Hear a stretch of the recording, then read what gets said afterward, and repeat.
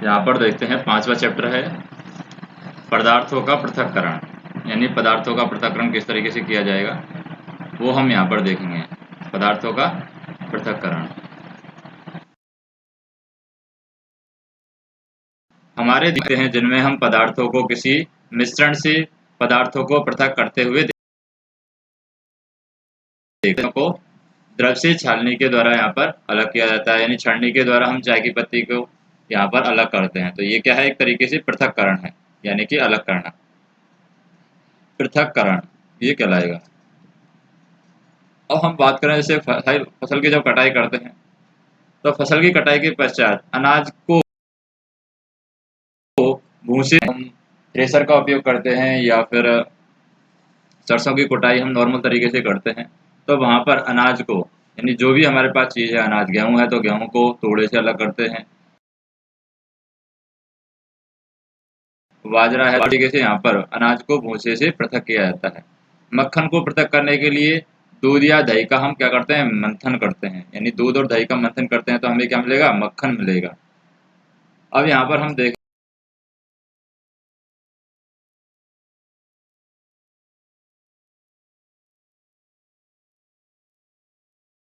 तो उसको क्या करते हैं, या पोहा खाया होगा, यदि आपने यह पाया होगा कि उसमें मिर्च है तो खाने से पहले उन्हें सावधानी पूर्वक बाहर निकाल दिया होगा। यानी कि कई कई बार हम क्या करते हैं, जैसे किसी खाने में मिर्च आ जाती है और हमें अगर मिर्च पसंद नहीं है तो हम मिर्च को हटा करके अलग कर देते हैं। इसका मतलब क्या किया, हमने पृथक्करण कर दिया है, यानी खाने वाली चीज़ का और मिर्ची का हमने पृथक्करण कर दिया है, तो उसे हम कहेंगे पृथक्करण। कल्पना कीजिए कि एक टोकरी में आम है और अमरूद भरे पड़े हैं, आपसे इन्हें पृथक करने के लिए कहा जाए तो आप क्या करेंगे, एक एक उठा अमरूद अलग साइड रख देंगे, तो सही है। यानी आप इस तरीके से पृथक्करण कर सकते हैं। इसी तरीके से यहाँ पर दूध और दही का मंथन करके क्या निकाला गया है, मक्खन निकाला गया है, यानी कि दूध और दही का मंथन करके हम मक्खन निकाल सकते हैं। तो ये भी एक पृथक्करण का उदाहरण है।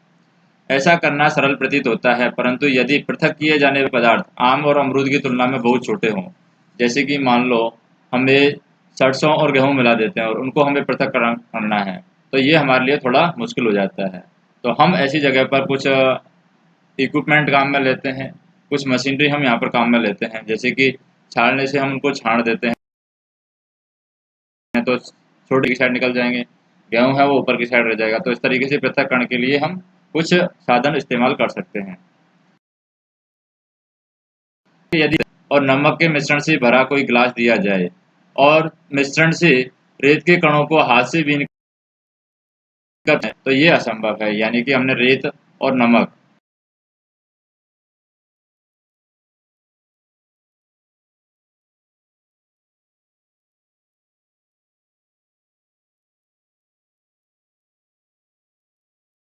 पृथक क्यों करना चाहते हैं।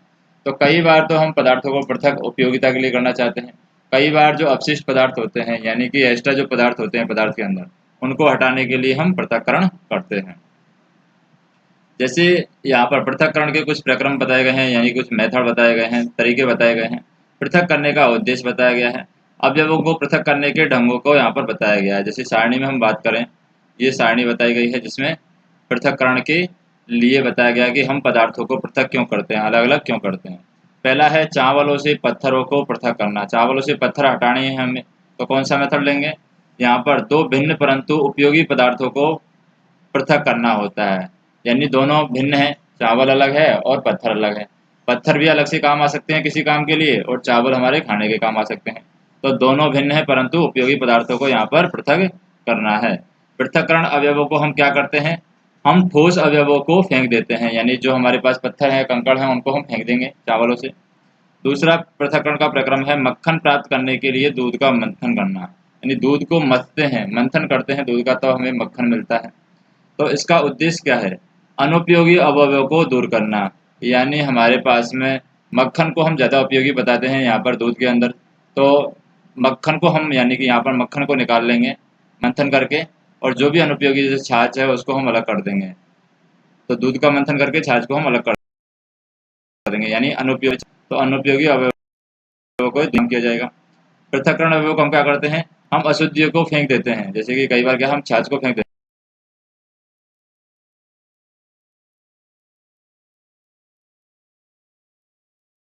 आज को पृथक करने के लिए हम क्या करेंगे, चाय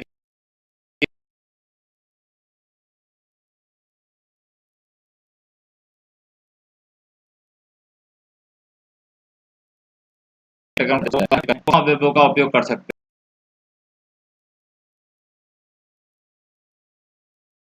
हैं। तो इसमें प्रक्रम के जो उद्देश्य देखे हैं हमने, तो हम देखते हैं कि किसी भी पदार्थ का उपयोग करने से पहले मिश्रित हानिकारक और अनुपयोगी पदार्थों को पृथक करने की आवश्यकता होती है। कभी कभी हम उपयोगी पदार्थों को भी पृथक करते हैं जिनसे हमें अलग से उपयोग करने की आवश्यकता होती है। यानी कुछ ऐसे पदार्थ होते हैं जिन्हें हमें अलग से उपयोग करने की आवश्यकता होती है, तो हम उनको अलग कर लेते हैं, यानी उनको अलग अलग डिवाइड करके देख लेंगे हम। नेक्स्ट हम देखें, जैसे पृथक किए जाने वाले पदार्थों के कणों के अमाप और द्रव्य भिन्न भिन्न होते हैं, यानी उनकी माप अलग अलग होती है, उनके अंदर जो द्रव्य है, उनके अंदर जो द्रव्यमान है वो भी यहाँ पर अलग अलग होता है। ये पदार्थों की तीन अवस्थाएं होती हैं, जैसे ठोस, द्रव और गैस से। कोई भी ये पदार्थ हो सकते हैं, ठोस भी पदार्थ हो सकता है, द्रव पदार्थ भी हो सकता है, गैस पदार्थ भी हो सकता है। इसलिए किन्हीं पदार्थों के ऐसे मिश्रणों को पृथक्करण कहते हैं जिनके गुणधर्मों में अत्यधिक भिन्नता हो। यानी ऐसे पदार्थ जिनके गुणधर्मों में भिन्नता है, अलग अलग हैं दोनों दो पदार्थों के गुणधर्म, तो हम उनको अलग अलग करेंगे तो वो पृथक्करण विधि कहलाएगी। अब पृथक्करण की विधियाँ क्या क्या है, हम पदार्थों के पृथक्करण की कुछ साधारण विधियों का उल्लेख करेंगे। इनमें से कई विधियों का उपयोग आपने दैनिक क्रियाकलापों में किया होगा, जैसे कि हस्त चयन, यानी हाथ से चयन करना, वो कहलाता है हस्त चयन। जैसे दुकान से खरीदे गए अनाज का एक पैकेट कक्षा में लाइए। अब अनाज को कागज की शीट पर फैला दीजिए। अब कागज पर एक ही प्रकार के जो अन्न के कण हैं उनको हमें पाते हैं। क्या इनसे पत्थर के टुकड़े, यानी का जो अनाज है हमारे पास उसमें वो छोटे छोटे पत्थर के टुकड़े होते हैं, कंकर के टुकड़े होते हैं, उनको हम हाथ से बीनकर अलग करते हैं। भूसी हो सकती है, टूटे हुए अन्न के कण हो सकते हैं, या अन्य कोई खाद्य कण है मिला हुआ उसके अंदर हो सकता है अनाज के अंदर। तो पृथक करना है, ये कहलाती है हमारी हस्तचयन विधि। तो हस्तचयन विधि का उपयोग हम कहाँ करते हैं, हस्तचयन की इस विधि का उपयोग गेहूं, चावल और दालों से कुछ बड़े मिट्टी के कण, पत्थर तथा भूसे को पृथक करने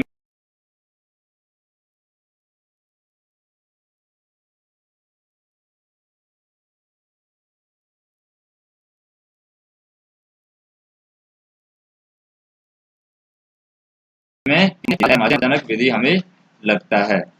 जैसे यहाँ पर अनाज के पत्थरों से टुकड़ों का हस्तचयन किया हुआ है, यानी कि हाथ से चयन किया हुआ है। अब बात करते हैं थ्रेसिंग की। थ्रेसिंग क्या होता है, थ्रेसिंग होता है जैसे आपने खेत और खलिहानों में गेहूं, चावल की सूखी डंडियां के गट्ठर देखे होंगे, यानी गेहूं की सूखी डंडियों के गट्ठर होते हैं, चावल की सूखी डंडियों के गट्ठर होते हैं, यानी कि सूखे पौधे को गट्ठर होते हैं। तो इन सूखे पौधों के जो गट्ठर हैं, इनसे अनाज को अलग करने से पहले धूप में इनको सुखाया जाता है ताकि इनकी थ्रेसिंग की जा सके। तो प्रत्येक सूखे पौधे की डंडी पर अन्न कण लगे रहते हैं। जैसे कि गेहूं की बाल है, गेहूं के अंदर क्या है, गेहूं के दाने अलग अलग जगह पर लगे रहते हैं, तो अन्न कण रहते हैं, इनको पहले सुखाया जाता है।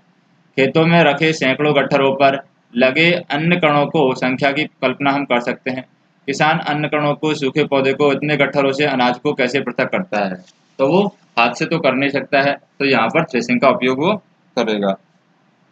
जैसे आम और अमरूदों को वृक्षों से तोड़ा जा सकता है, परंतु अन्य कण जो हैं उनको आम और अमरूदों की तुलना में बहुत छोटे होते हैं, इसलिए उनकी डंडियों से तोड़ना असंभव है। अन्य कणों को उनकी डंडियों से कैसे पृथक किया जाए, तो इसके लिए हम क्या करेंगे, थ्रेसिंग उपयोग करेंगे। यानी सूखे पौधे की डंडियों से अन्य कण अथवा अनाज को पृथक करने की कहते हैं। तो सूखे पौधों की डंडियों से कण अथवा अनाज को पृथक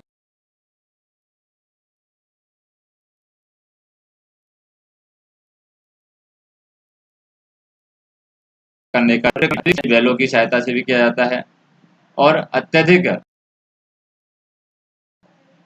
कणों की डंडियों को पृथक करने के लिए हम थ्रेसिंग मशीनों का भी उपयोग यहाँ पर करते हैं।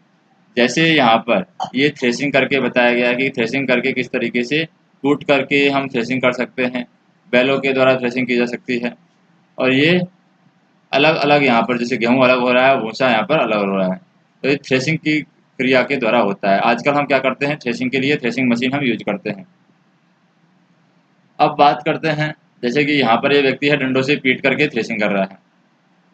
अब निष्पादन की बात करें, निष्पादन क्या होता है? निष्पादन तीसरा क्रियाकलाप है। सूखी रेत और लकड़ी के बुरादे या सूखी पत्तियों के पाउडर का एक मिश्रण बनाना है। सूखी रेत हो, उसमें लकड़ी का बुरादा हो और सूखी पत्तियों का पाउडर का मिश्रण हो। इस मिश्रण को हमें निष्पादन से अलग करना है। तो निष्पादन से कैसे अलग करेंगे? प्लेट या समाचार पत्र के ऊपर इनको रखेंगे, मिश्रण को ध्यान से देखेंगे। क्या आप दोनों अवयवों को आसानी से पृथक कर सकते हैं? क्या दोनों अवयवों के कणों के माप समान हैं? तो यहाँ पर हम देखें कि जैसे रेत के कण हैं वो भी यहाँ पर पतले पतले हैं, लकड़ी के टुकड़े हैं वो भी यहाँ पर अलग अलग हैं। तो हस्तचयन द्वारा इन अवयवों को पृथक करना संभव है। कैसे हस्तचयन के द्वारा अलग कर सकते हैं? आप इन मिश्रण को खुले मैदान में ले जाइए, किसी ऊंचे समतल स्थान पर खड़े हो जाइए, मिश्रण की प्लेट में या समाचार पत्र पर रखिए और जिस प्लेट या समाचार पत्र पर मिश्रण आपने रखा है उसे पकड़कर हवा में कंधे की ऊंचाई तक ले जाइए और थोड़ा सा टेढ़ा कीजिए और मिश्रण यहाँ पर धीरे धीरे नीचे निकलने लगता है। और जैसे ही मिश्रण धीरे धीरे आएगा तो हवा की वजह से क्या है, जो मिट्टी की रेत है यानी मिट्टी है वो तो उड़ जाएगी और जैसे जो भी फूल पत्तियों का जो मिश्रण है वो भी यहाँ पर उड़ जाएगा, सिर्फ अनाज हमारे पास में रह जाएगा। तो जैसे हम घरों में पंखा चलाकर भी इसका इस्तेमाल करते हैं कि पंखा चला करके हम जो गेहूँ वगैरह बरसाते हैं तो उनमें भी पृथक्करण इसी विधि के द्वारा किया जाता है। क्या दोनों अवयव रेत और बुरादा है एक ही स्थान पर गिरते हैं? क्या दोनों अवयव ऐसा है कि वायु द्वारा दूर उड़कर गिरते हैं? तो रेत और बुरादा है अलग अलग जाकर के गिरते हैं, क्योंकि बुरादे के अंदर, लकड़ी के बुरादे के अंदर वजन होता है तो वो अलग जगह गिरेगा और रेत ज़्यादा दूर तक जाकर गिरेगी। कि वायु के द्वारा रेत के टुकड़े हैं यहाँ पर यानी रेत के कण हैं वो पृथक हो जाते हैं। जैसे यहाँ पर ये बताया गया हवा की दिशा में यहाँ पर खड़े होकर के अनाज को बरसा रही है तो यहाँ पर क्या होगा, लकड़ी के टुकड़े तो यहाँ पर गिर जाएंगे क्योंकि इनके वजन है और रेत का टुकड़ा या भूसा है वो यहाँ पर कहाँ उड़ जाएगा।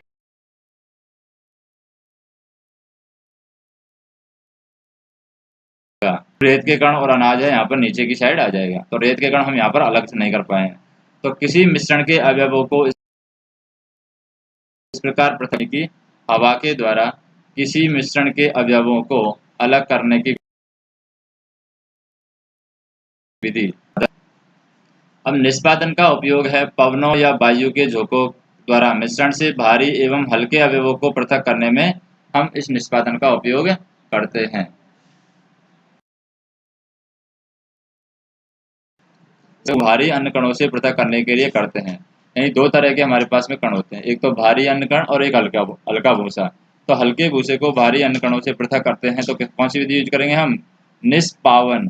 ये निष्पादन नहीं है, निष्पावन है। निष्पावन का मतलब है पवन मतलब होता है हवा। क्या होता है? पवन होता है हवा और हवा के द्वारा इसको अलग किया जाता है, उसे हम बोलते हैं निष्पावन। तो ये निष्पावन मेथड कहलाएगा यहाँ पर। अब आगे हम देखें, भूसे के हल्के कण पवन के साथ उड़कर के दूर एकत्रित हो जाते हैं, जबकि भारी अन्य कण है पृथक होकर के निष्पावन प्लेटफॉर्म के निकट एक और ढेर बना लेते हैं। अलग हुए भूसे को पशुओं के चारे सहित अन्य कई प्रयोजनों में प्रयोग किया जाता है। जैसे कि भूसा, जो गेहूं से भूसा अलग होता है, तूड़ा होता है, तो उसको हम पशुओं के लिए चराने के लिए उपयोग में लेते हैं। और जो बाजरे से, जो हम साधारण भाषा में जिसको बोलते हैं कड़ब, वो भी हम किसके लिए उपयोग लेते हैं? पशुओं को चराने के लिए उपयोग में लेते हैं। अब बात करते हैं चालन की। चालन क्या होता है? चालन यानी कि एक तरीके से जो उसको हम बोलेंगे चालन।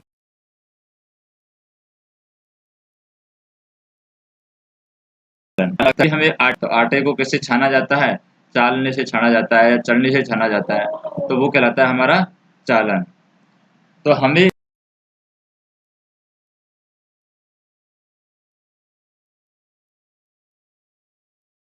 हम डाल करके छानते हैं। तो जैसे कि यहाँ पर चालनी बताई गई है, चालन में क्या करेंगे? चालनी से आटा छानते हैं, वो चालन का उदाहरण है।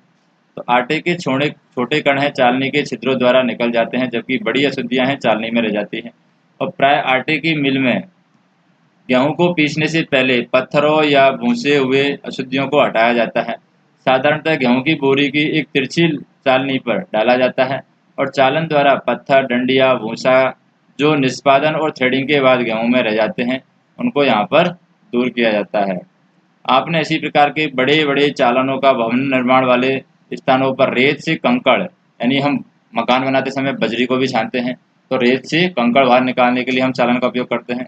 पत्थर पृथक करने के लिए भी हम इनको उपयोग में लाते हैं। जैसे यहाँ पर ये चालन द्वारा कंकड़ पत्थरों को रेत से पृथक करके कि यहाँ पर कंकड़ पत्थरों को अलग किया जाएगा, ताकि इस रेत का उपयोग हम क्या करें, मकान बनाने के लिए कर सकते हैं, या फिर बजरी को यहाँ पर छाना जाता है। अब बात करते हैं फोर्थ क्रियाकलाप की। कक्षा में एक चालनी या थोड़ा सा आटा घर से ले आइए। चालन द्वारा आटे से अशुद्धियों को पृथक कीजिए। अब चाक का पाउडर बनाइए और आटे के साथ मिलाइए। अब इस मिश्रण का चालन कीजिए। क्या इस चालन द्वारा चाक पाउडर और आटा पृथक हो सकता है? तो चाक का पाउडर भी आटे के बराबर ही महीन होगा, तो वो उसमें पृथक नहीं हो सकता, चालन के द्वारा पृथक नहीं हो सकता। तो चालन विधि का उपयोग मिश्रण के दो ऐसे अवयव जिनकी एमाप में अंतर हो, उनको पृथक करने के लिए किया जाता है। तो हम कह सकते हैं कि चालन विधि का कहाँ पर उपयोग करेंगे? उनकी एमाप में अंतर होना चाहिए, वहाँ पर ही हम चालन विधि के द्वारा इनको पृथक कर सकते हैं। अब बात करें आस्वादन, यानी कि अपसादन, निस्तारण और निस्यंदन, ये तीन विधि हैं। इनको भी हम पृथक्करण के लिए काम में लेते हैं। अपसादन, निस्तारण और निस्यंदन। तो कभी कभी मिश्रण के अवयवों को निष्पावन अथवा हस्तचयन द्वारा पृथक करना संभव नहीं होता है। उदाहरण के लिए चावल में धूल होती है, मिट्टी जैसे हल्के कण हो सकते हैं। चावल और दालों को पकाने से पहले इस प्रकार की अशुद्धियों को कैसे अलग किया जाता है? तो प्राय पकाने से पहले चावल और दालों को जल में धोया जाता है, और जब चावल या दाल जल में डालते हैं तो चिपकी हुई अशुद्धि है, जैसे धूल होती है, वो अलग हो जाती है, धूल के कण पृथक हो जाते हैं और ये अशुद्धियाँ जल में चली जाती हैं। अब हमें सोचना है कि बर्तन की तली में कौन डूबेगा, चावल डूबेगा या धूल डूबेगी? तो बर्तन की तली में चावल डूब जाएगा और धूल बर्तन में यानी पानी में घुल जाएगी। क्या आपने देखा है कि बर्तन को थोड़ा सा टेढ़ा करके जल को बाहर गिराया जा सकता है, और मिश्रण में जल गिराने पर बाहरी अवयवों के नीचे तल में बैठी जाने के प्रक्रम को यहाँ पर कहते हैं अपसादन। यानी अपसादन क्या कहलाता है? कोई भी जब मिश्रण में हमने जल मिला दिया, जल मिलाने पर जो भारी अवयव हैं वो नीचे की तली में बैठ जाते हैं। ये बर्तन मिश्रण को बिना हिलाए जल को मिट्टी सहित उड़ेलने की क्रिया को यहाँ पर कहते हैं निस्तारण। तो इन दोनों को हम एक तरीके से देख सकते हैं यहाँ पर कि अपसादन और निस्तारण को एक तरीके से कैसे दिखाया गया है। ऐसे अन्य मिश्रणों का हमें पता लगाना है जिनमें अवयवों को अपसादन और निस्तारण विधि द्वारा अलग किया जाता है। जैसे यहाँ पर किसी मिश्रण के दो अवयवों का अपसादन और निस्तारण करना है। मिट्टी है पानी के अंदर नीचे बैठ जाएगी, और अगुलत पदार्थ हैं यहाँ पर मिट्टी के, वो यहाँ पर नीचे की साइड जमे रह जाते हैं। यही सिद्धांत ऐसे द्रवों के मिश्रण को पृथक करने में किया जाता है जो आपस में मिश्रित नहीं होते हैं। उदाहरण के लिए तेल और जल है, इसको हमें अलग करना है तो इसी मेथड का हम उपयोग करेंगे। इसी विधि के द्वारा तेल और जल को अलग किया जा सकता है। यदि द्रव के ऐसे मिश्रणों को कुछ समय के लिए रखा रहने दिया जाए तो पृथक पृथक परतों में बढ़ जाता है। जैसे कि अगर हमने तेल और पानी मिला दिया तो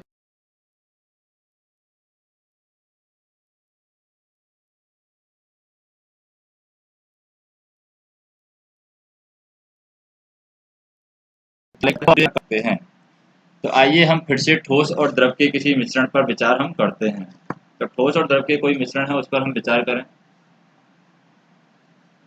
जैसे चाय तैयार करने के बाद आप है चाय की पत्तियां पृथक करने के लिए क्या करते हैं? अक्सर आप छाननी का उपयोग करते हैं। आइए निस्तारण विधि का उपयोग करके देखें। इसके लिए कुछ सहायता मिलती है, परंतु क्या आपने चाय में से कुछ पत्तियां क्या की हैं? अब अब भी मिलती हैं, यानी कि हम छान लेते हैं फिर भी चाय में कुछ पत्तियां मिलती हैं। यानी हम चाय जब पीते हैं तो नीचे की साइड चाय थोड़ी बहुत फिर भी रह जाती है। तो अब चाय की इस छलनी में डाल देती हैं। क्या चाय की सारी पत्तियां छलनी में रह जाती हैं? इस प्रक्रम को निस्यंदन कहते हैं, यानी फिल्टर करना कहते हैं, क्योंकि चाय की सारी पत्तियां छलनी में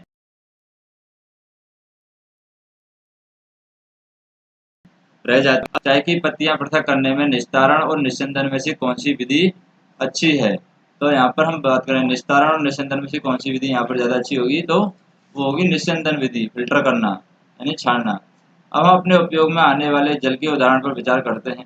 क्या हम सभी को हर समय पीने के लिए सुरक्षित जल मिलता है? कभी कभी नलों से गंदला जल प्राप्त होता है, और तालाब और नदियों से एकत्रित किया गया जल भी पांकिल हो सकता है। पांकिल मतलब कि धुंधला हो सकता है, और विशेषकर बरसात के समय जो नदियों का जल है, तालाबों का जल है, वो क्या हो जाता है? पांकिलित। पांकिलित मतलब कि हो जाता है, गंदा हो जाता है।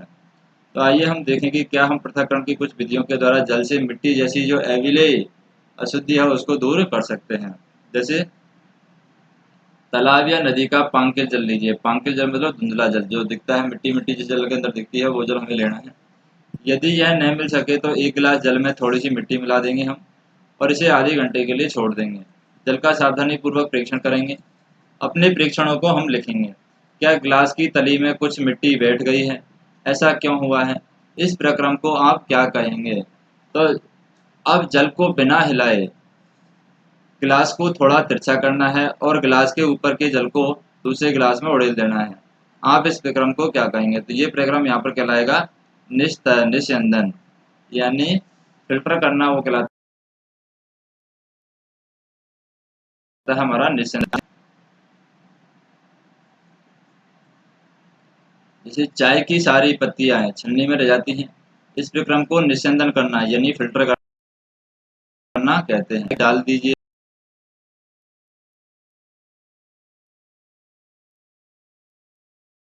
और डालने के बाद अब हम बात करें, क्या दूसरे गिलास का जल भी अपर्याप्त है? यानी दूसरे गिलास का जल है वो पांकलेट या भूला है, तो वो साफ है, बुरा नहीं है यहाँ पर। अब इसका निस्यंदन कीजिए। क्या चाय वाली छलनी से यह कार्य किया जा सकता है? आइए कपड़े की सहायता से जल का निस्यंदन करने का प्रयास करते हैं। कपड़े के टुकड़े से बुने हुए तागों के बीच में छोटे छोटे छिद्र और रंध्र होते हैं। कपड़ों के इन्हीं छिद्रों का उपयोग निस्यंदन के रूप में किया जा सकता है। यानी कपड़े से पानी और जल मिट्टी को अलग करना क्या कहलाएगा? निस्यंदन कहलाएगा। और यदि जल अब भी गंदला है तो अशुद्धियों को फिल्टर पत्र द्वारा निस्यंदित कर सकते हैं, जिसमें और भी छोटे रंध्र हो सकते हैं। फिल्टर पत्र एक ऐसा निस्यंदक होता है जिसमें अत्यंत सूक्ष्म छिद्र होते हैं, यानी कि कपड़े से भी छोटे छिद्र होते हैं। फिल्टर पत्र के उपयोग से संबंधित विभिन्न चरण यहाँ पर दिखाए गए हैं। इसी फिल्टर पत्र को शंकु के रूप में मोड़कर कीप में हम लगा देते हैं। तो फिल्टर पत्र को शंकु के रूप में मोड़कर हमने जैसे यहाँ पर कीप में लगा दिया, ये फिल्टर पत्र शंकु। इसके पश्चात मिश्रण को फिल्टर पत्र के ऊपर डालते हैं। मिश्रण के ठोस कण इसके छिद्रों से नहीं गुजर पाते हैं और फिल्टर पत्र में ही वो रह जाते हैं, जो भी मिश्रण है। तो यहाँ पर शंकु बनाने के लिए फिल्टर पत्र को मोड़ना बताया गया है और फिर फिल्टर पत्र के उपयोग से निस्यंदन यहाँ पर बताया गया है। तो साधारणतः फलों और सब्जियों के रसों को पीने से पहले उनके बीज और ठोस कणों को पृथक किया जाता है निस्यंदन विधि से। निस्यंदन विधि का उपयोग हम करते हैं। निस्यंदन विधि का उपयोग घरों में पनीर बनाने के लिए हम निस्यंदन विधि का उपयोग करते हैं। नेक्स्ट हम देखें, जैसे आपने देखा होगा कि पनीर बनाने के लिए दूध को उबालने से पहले उसमें क्या मिलाया जाता है? उबालने से पहले उसमें नींबू का रस मिलाया जाता है। इससे पनीर के ठोस कणों और द्रव का मिश्रण हमें प्राप्त होता है। पनीर को इस मिश्रण से कपड़े या छन्नी से फिल्टर करके पृथक किया जाता है। वाष्पन में क्या होगा? एक बीकर में थोड़ा सा जल लेकर उसमें थोड़ा सा चम्मच नमक, चम्मच है 2 चम्मच नमक डाल दीजिए और अच्छी तरह उसको हिला लेंगे। क्या आप इस प्रक्रिया में मिश्रण से जल और नमक को पृथक कर सकते हैं? यानी जल के अंदर नमक मिला दिया है, फिर जल को गर्म करेंगे, इससे हमारा नमक और जल है अलग अलग हो जाएगा। कैसे अलग अलग हो जाएगा? इस मिश्रण से नमक को कैसे अलग करेंगे? पृथक करने के लिए हम वाष्पन प्रक्रिया का उपयोग करते हैं, यानी कि जल और नमक को पृथक करने के लिए वाष्पन प्रक्रिया का हम यहाँ पर उपयोग करेंगे। जल को उसके वाष्प में परिवर्तन करने की प्रक्रिया क्या कहलाती है? वाष्पन कहलाती है। और यहाँ पर जहाँ पर जल होता है वाष्पन की प्रक्रिया वहाँ पर निरंतर होती रहती है। नमक कहाँ से आता है? समुद्र के जल से अत्यधिक मात्रा में लवण मिश्रित होते हैं और इन्हीं लवणों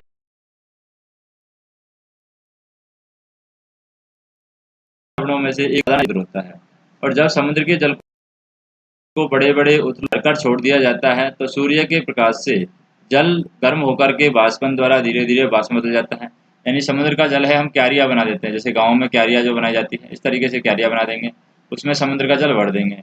समुद्र का जल जब हम भर देते हैं यहाँ पर, तो समुद्र का जल हम भरेंगे तो जो पानी है वो तो वाष्प बन करके उड़ जाएगा और नमक यहाँ पर बच जाएगा, क्योंकि नमक का नमकीन नमकीन ही पानी होता है समुद्र का, तो नमक नमक से बन रह जाएगा। तो इसे हम कहते हैं नमक नमक बनाने की प्रक्रिया। तो कुछ समय बाद यह सारा जल वाष्पित हो जाता है और ठोस लवण नीचे बच जाता है। तत्पश्चात मिश्रण का शोधन करके हम अब हम देखें पृथक्करण की एक से अधिक विधियों का उपयोग किस तरीके से किया जाता है। पृथक्करण की एक से अधिक विधियों का उपयोग हम देखें। हमने पदार्थों को पृथक करने की कुछ विधियों के बारे में अध्ययन किया है। प्राय किसी मिश्रण में उपस्थित विभिन्न अवयवों को पृथक करने में केवल एक ही विधि का उपयोग पर्याप्त नहीं है। ऐसी स्थिति में एक से अधिक विधियों का हमें उपयोग करने की आवश्यकता होती है। जैसे कि क्रियाकलाप में हम देखें, रेत और नमक का मिश्रण लीजिए, आप कैसे पृथक करेंगे। हमने देखा कि हस्तचयन विधि इसके पृथक्करण के लिए व्यवहारिक नहीं है, यानी हस्तचयन से हम नमक और पानी को अलग नहीं कर सकते। इस मिश्रण को बीकर में रखना है, इसमें कुछ जल मिलाइए, उसके बाद बीकर को कुछ समय के लिए एक और रख दीजिए।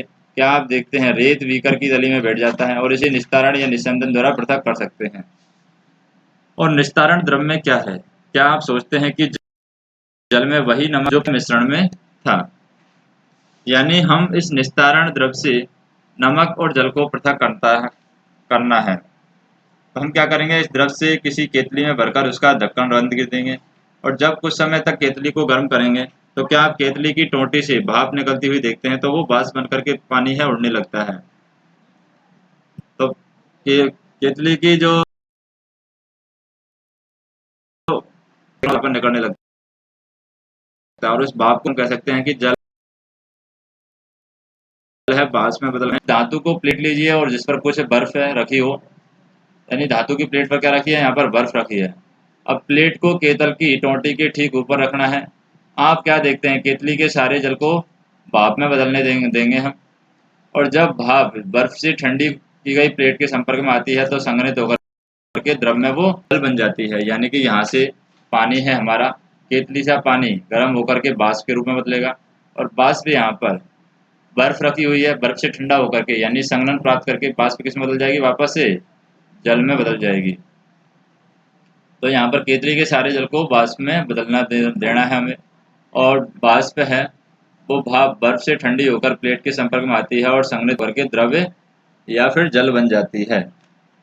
प्लेट के नीचे से बूंद बूंद होकर के नीचे गिरने वाला यह जल संघनन द्वारा भाप बना है, और जल वाष्प से उसकी द्रव अवस्था में परिवर्तित होने की प्रक्रिया को हम क्या कहते हैं, संघनन कहते हैं। तो क्या आपने कभी जिस पात्र में दूध को थोड़ी देर के पहले उबाला था, उस ढकी प्लेट पर संघनित जल की बूंदों को देखा है? यानी कि जब सारा जल वाष्पित हो जाता है तो फिर केतली के पीछे क्या छूट जाता है। इस प्रकार हमने मिश्रण से नमक, रेत और जल का निस्तारण, निस्यंदन, वाष्पन और संघनन विधियों का प्रयोग करके सफलतापूर्वक यहाँ पर अलग किया है। जैसे पहली को रेत में नमक की कुछ प्राप्ति की समस्या है, उसमें नमक के संपूर्ण पैकेट को रेत की थोड़ी मात्रा में यहाँ पर मिलाया था, फिर उसने क्रियाकलाप किया है, विधि द्वारा नमक को पुनः प्राप्त करने का प्रयास किया है, परंतु उसने यह पाया कि वह तो लिए गए नमक के केवल थोड़े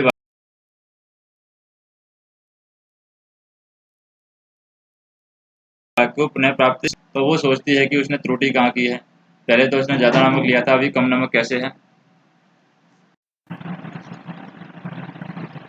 तो यहाँ पर हम देखें, क्या जल किसी पदार्थ को घोल सकता है, यानी जल में हम कोई पदार्थ घोलते हैं तो कितनी भी मात्रा को घोला जा सकता है। जैसे हमने मान लीजिए 1 लीटर क्या लिया है, जल लिया है।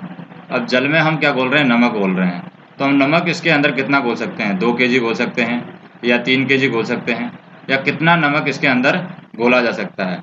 तो मैक्सिमम एक लिमिट होती है, उसके बाहर हम नमक ज़्यादा यहाँ पर नहीं घोल सकते हैं। तो कितनी मात्रा में नमक घोला जा सकता है उसको हमें निकालना है। तो कई पदार्थ जल में घुलनशील यानी कि घुलकर विलयन बनाते हैं, तब हम उन पदार्थों को जल में विलेयी कहते हैं। यानी जो पदार्थ जल के अंदर घुल जाते हैं और विलयन बना लेते हैं उनको हम क्या कहेंगे, विलेयी पदार्थ कहेंगे। यदि हम जल की मात्रा निश्चित रख करके उस पदार्थ की मात्रा को निरंतर बढ़ाते जाएं तो क्या होगा, वो धीरे धीरे एक लिमिट ऐसी आएगी कि उसके बाहर हम क्या नहीं मिला सकते, जल यहाँ पर, यानी जल के अंदर हम क्या नहीं मिला सकते, नमक यहाँ पर नहीं मिला सकते, और ज़्यादा मात्रा में यहाँ पर नमक हम नहीं मिला सकते हैं। अब क्रियाकलाप 8 की बात करें हम यहाँ पर, इस कार्य के लिए आपको एक बीकर अथवा ग्लास, एक चम्मच नमक और जल की आवश्यकता यहाँ पर होगी। आधा कप जल बीकर में उड़ेलिए, 1 चम्मच नमक इसमें डाल करके तब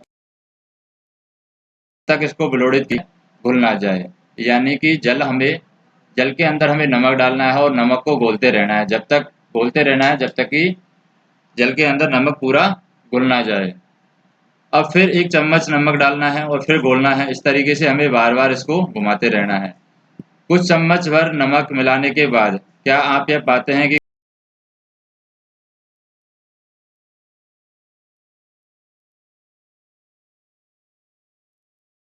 कुछ तो इसका अर्थ यह हुआ कि जल में अधिक नमक नहीं घुल सकता और यह विलयन संतृप्त विलयन कहलाता है। यानी ऐसी मात्रा जिसके बाहर हम जल के अंदर नमक को ज़्यादा नहीं घोल सकते हैं, वो मात्रा क्या कहलाएगी? संतृप्त विलयन कहलाएगी। तो यहाँ पर हम कह सकते हैं कुछ नमक मिलाने के बाद में क्या पाते हैं, एविली नमक बच जाता है और बीकर की तली में बैठ जाता है। यदि इसका अर्थ यह हुआ कि जल में अधिक नमक नहीं घुल सकता है और जल में अधिक नमक ज़्यादा हम नहीं घोल सकते हैं, तो यह विलयन संतृप्त विलयन कहलाएगा। अब यहाँ एक संकेत तो यह बताता है कि उस संभवतः क्या गलत हुआ है। जब पहेली से यहाँ पर रेत में जैसे नमक मिलाया, नमक को जल में घोला जाता है, घोला जाता है, घोला जाता है, तो एक स्थिति ऐसी आती है कि ये नमक नीचे बैठने लग जाता है, घुलता नहीं है, तो वो हमारा कहलाएगा संतृप्त विलयन। अब इससे अधिक मात्रा में मिले नमक को पुनः प्राप्ति करने का प्रयास हम करते हैं। कदाचित नमक की मात्रा संतृप्त विलयन बनाने के लिए आवश्यक मात्रा से बहुत अधिक है। एबिली नमक रेत के साथ मिला रह जाता है और जिसे पुनः प्राप्त नहीं किया जा सकता। वह अधिक मात्रा में जल का उपयोग करके अपनी समस्या हल कर सकती है। यानी कि अगर वो और ज़्यादा नमक मिलाना चाहती है तो वो यहाँ पर और ज़्यादा जल है वो डालेगी ताकि वो नमक यहाँ पर मिला सके।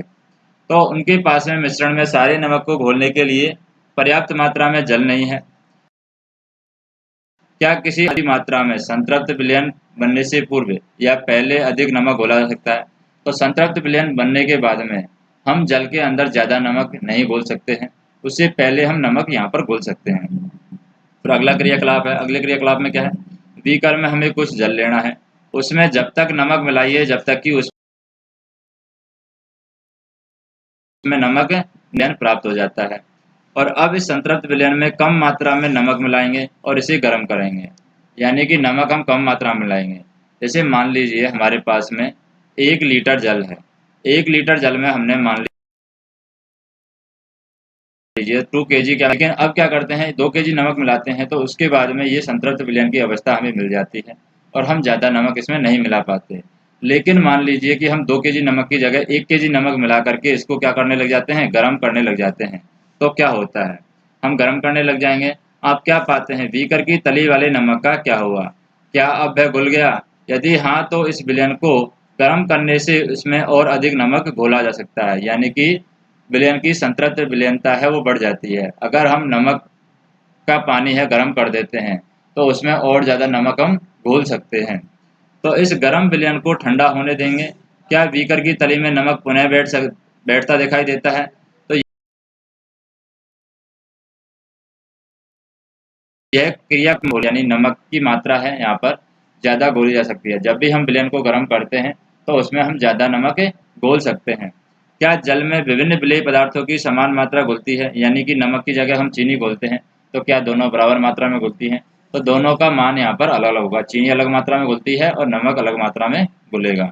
अब क्रियाकलाप 10 की बात करें यहाँ पर, जैसे 2 गिलास लेना है, 2 गिलास लीजिए, प्रत्येक में आधा कप पानी भरिए। अब एक गिलास में 1 चम्मच नमक मिलाना है और दूसरे गिलास में क्या करना है, 1 चम्मच नमक की जगह एक एक चम्मच मात्रा में नमक मिलाते रहना है और डालते रहना है और दूसरे चम्मच में चीनी मिलाते रहना है और डालते रहना है और फिर हमें उसकी जांच करनी है। अब इसी को चीनी के साथ में दोहराना है। आप इनको जल में मिले अन्य पदार्थों से भी दोहरा सकते हैं, जैसे कि जो पदार्थ है जल में मिलते हैं, नमक और चीनी के अलावा जो भी पदार्थ मिल सकते हैं पानी के अंदर, उनके साथ भी इसको दोहरा सकते हैं। तो जल में घुलने वाले पदार्थ की मात्रा हमें यहाँ पर लिखनी है कि नमक कितना घुल रहा है एक एक चम्मच के अंदर। यानी कि 1 गिलास हमने जल लिया है, उसमें कितना नमक यानी कितना चम्मच है नमक घुल गया है। जैसे मान लीजिए 10 चम्मच घुल गया है। चीनी की बात करें, चीनी मान लीजिए 8 चम्मच घुल गई है, इससे ज़्यादा यहाँ पर नहीं घुल रही है, तो ये संतृप्त विलयन की कंडीशन आ जाएगी, यानी संतृप्त विलयन की अवस्था आ जाएगी।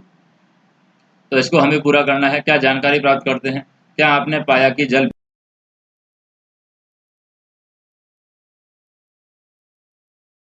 विभिन्न पदार्थों के इस अध्याय में हमने पृथक्करण की विधियों का उपयोग विज्ञान प्रयोगशालाओं में भी किया है। यानी पृथक्करण करने के लिए हम विज्ञान प्रयोगशाला में उनका उपयोग करते हैं। जैसे जल और नमक अलग करना है, गर्म करके हम ज़्यादा नमक मिला सकते हैं। तो हमने यह भी देखा है कि पदार्थ विलयन बनता है। कोई भी पदार्थ किसमें डाला जाता है? द्रव में डाला जाता है तो विलयन बनेगा। और यदि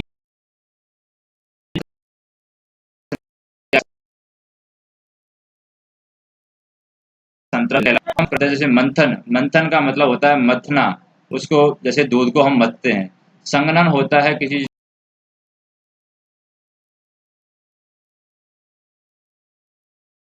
चीज को ठंडा करना।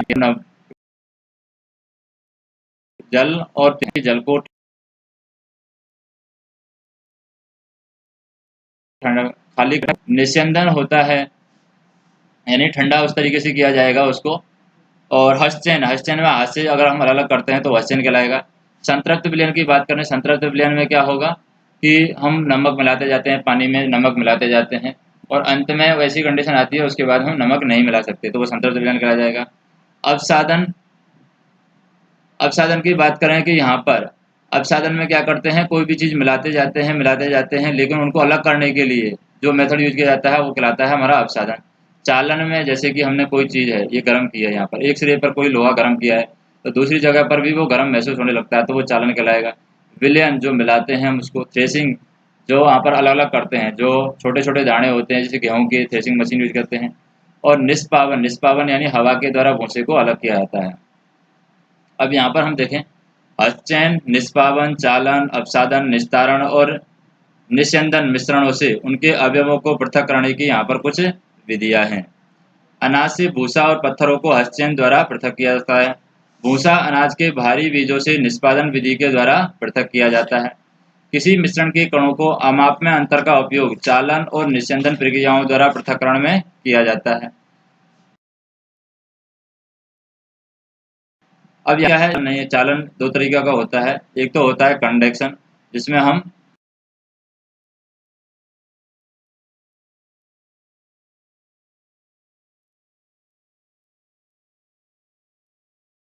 वितरण की विधि के द्वारा जल को यहाँ पर पृथक किया जाएगा। फिर हम बात करें द्रव और उसमें अविलेय पदार्थों के अवयवों को निस्यंदन के उपयोग से अलग करते हैं। यानी द्रव और उसमें जो अविलेय पदार्थ हैं उनको हम निस्यंदन मेथड से अलग करेंगे। किसी द्रव को उसी वाष्प से परिवर्तित करने की प्रक्रिया क्या कहलाती है? वाष्पन कहलाती है। और वाष्पन की विधि का उपयोग द्रवों में घुले ठोस को पृथक करने के लिए किया जाता है। जिस विलयन में कोई पदार्थ अधिक न घुल सके उस पदार्थ का संतृप्त विलयन कहलाता है। किसी पदार्थ के विलयन को गर्म करने पर उसमें और अधिक पदार्थ घोला जा सकता है। जल विलेय पदार्थों की भिन्न भिन्न मात्राएं यहाँ पर घोलता है, यानी जल में विलेय पदार्थों की अलग अलग मात्राएं यहाँ पर घोली जा सकती है।